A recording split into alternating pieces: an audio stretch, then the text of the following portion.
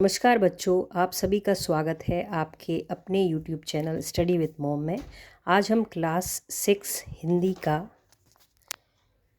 जैसा कि आपको बुक दिख रही है, गुंजन हिंदी पाठशाला क्लास 6 का एल्बम चैप्टर पढ़ेंगे। आपके समय में एल्बम से शायद कुछ बच्चे परिचित ना हो। एल्बम जिसमें हम अपनी तस्वीरें लगाते हैं, अपने पिक, आपके जो आप फ़ोटो खींचते हो आजकल मोबाइल में खींचते हैं, लेकिन हमारे ज़माने में तस्वीरें खिंचवा कर एल्बम में लगाते थे। चलो शुरू करते हैं। पंडित शादीराम ने ठंडी आ भरी और सोचने लगे, क्या यह ऋण कभी सिर से न उतरेगा।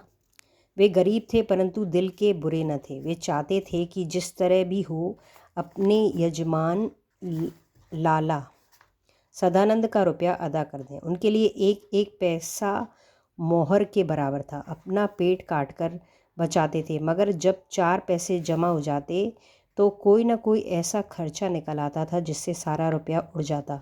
शादीराम के हृदय पर बर्छियाँ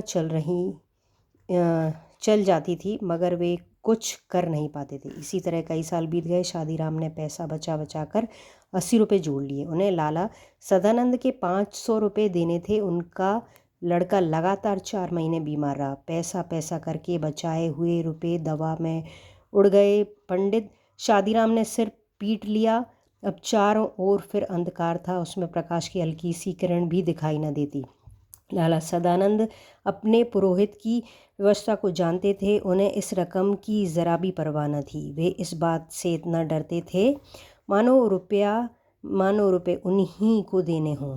उधर शादीराम के दिल में शांति न थी। वे सोचा करते थे कि यह कैसे भले मानस हैं जो अपनी रकम के बारे में मुझसे बात तक नहीं करते। लाला सदानंद की भलमनसी के सामने वह आंखें न उठा पाते थे। एक दिन लाला सदानंद किसी काम से पंडित शादीराम के घर आए और उनकी अलमारी में कई 100 बंगला, हिंदी, अंग्रेजी के मासिक पत्रिकाएं देखकर बोले, यह क्या है पंडित जी।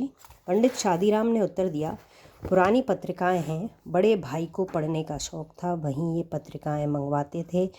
वे जब जीवित थे तो किसी को हाथ नहीं लगाने देते थे उन्हें। अब इन्हें कीड़े खा रहे हैं, कोई पूछता भी नहीं है। रद्दी में क्यों नहीं बेच देते। इनमें चित्र है, जब कभी बच्चे रोने लगते हैं तो एक आध निकाल कर दे देता हूँ, बच्चों का दिल बहल जाता है। लाला सदानंद ने आगे बढ़कर कहा, दो जरा देखें कैसे चित्र हैं। पंडित शादीराम ने कई सुंदर और रंगीन चित्र दिखाए। लाला सदानंद कुछ देर तक उलट पलट कर देखते रहे। सहसा बोले, ये चित्रकला के बढ़िया नमूने हैं। अगर किसी शौकीन को पसंद आ जाएं तो 1000-2000 रुपये बड़ी आसानी से कमा सकते हैं। पंडित शादीराम ने एक ठंडी सांस भरकर कहा, ऐसे भाग्य होते तो यूँ धक्के ना खाता फिरता। लाला सदानंद बोले, एक काम करें, क्या जितनी अच्छी अच्छी तस्वीरें हैं सबको छांट कर अलग कर लें। बहुत अच्छा, जब यह कर चुके तो मुझे कहलवा दें। आप क्या करेंगे, मैं इनकी एल्बम बनाऊंगा और आपकी तरफ से विज्ञापन दे दूंगा। हो सकता है यह विज्ञापन किसी शौकीन के हाथ पड़ जाए और आप 2-4 पैसे कमा लें। तस्वीरें बहुत बढ़िया हैं। पंडित शादीराम को यह आशा न थी कि कोयले की खान में हीरा मिल जाएगा। घोर निराशा ने सभी द्वार बंद कर दिए। लाला सदानंद के कहने पर पंडित जी दिन भर बैठकर तस्वीरें छांट रहे थे। शाम तक 200 बढ़िया चित्र जमा हो गए। उस समय वे उन्हें देखकर स्वयं उलझ पड़े और उनके मुख पर आनंद की आभा नाचने लगी। वे उन चित्रों की ओर इस तरह देखते मानो उनमें से हर एक में 10 का नोट हो। बच्चों को उधर देखने तक न देते। वे सफलता के विचार से झूमने लगे थे। लाला सदानंद ने चित्रों को एल्बम में लगवाया और समाचार पत्रों में विज्ञापन दे दिया।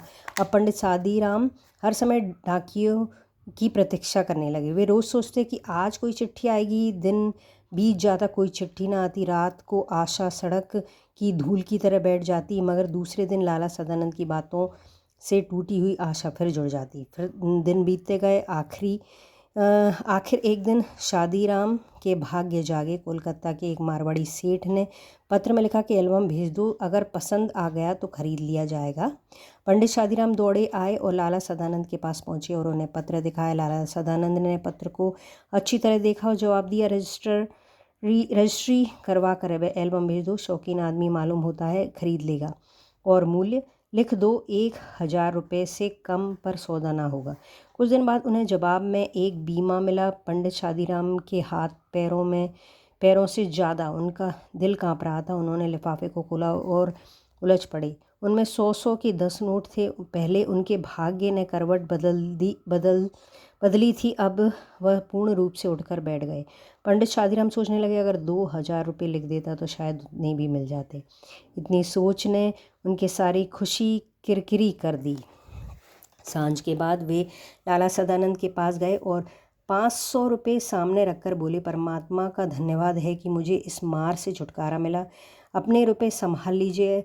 आपने जो दया और सज्जनता दिखाई उसे मैं मरते दम तक नहीं भूलूंगा। लाला सदानंद ने हैरान सा होकर पूछा, पंडित जी, क्या सेठ ने एल्बम खरीद ली? जी हाँ, खरीद ली।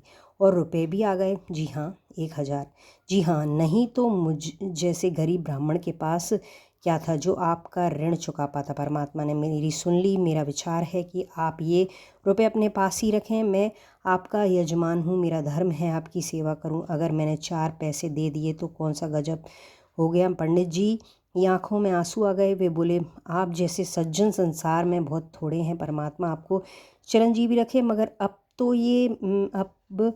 तो मैं ये रुपए ना लूँगा। इतने वर्ष आपने मांगे तक नहीं, मुझे आज हल्का होने दीजिए। लाला सदानंद ने चुपचाप रुपए रख लिए। मनुष्य रुपए देकर भी ऐसा प्रसन्न हो सकता है, इसका अनुभव उन्हें पहली बार हुआ।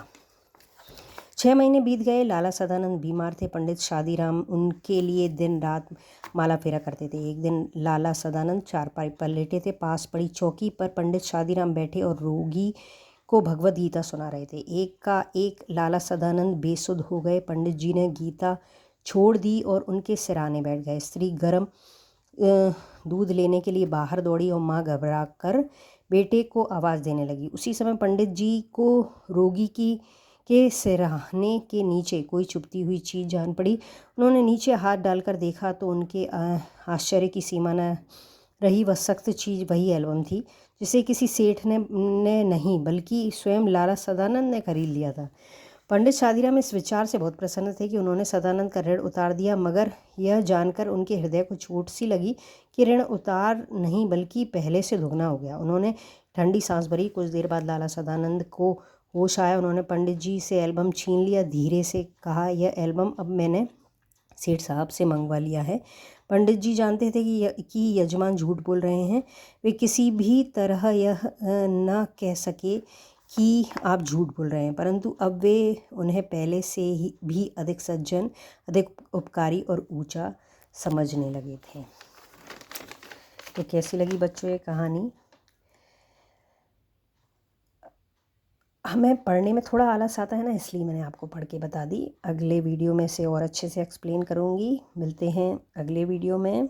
चैनल को लाइक सब्सक्राइब करना ना भूलें। आपका एक सब्सक्राइब मुझे बहुत मोटिवेशन देगा। मेरा चैनल नया है, कुछ और डिफरेंट और सरल करने की पूरी कोशिश करूँगी। Thank you for watching. धन्यवाद।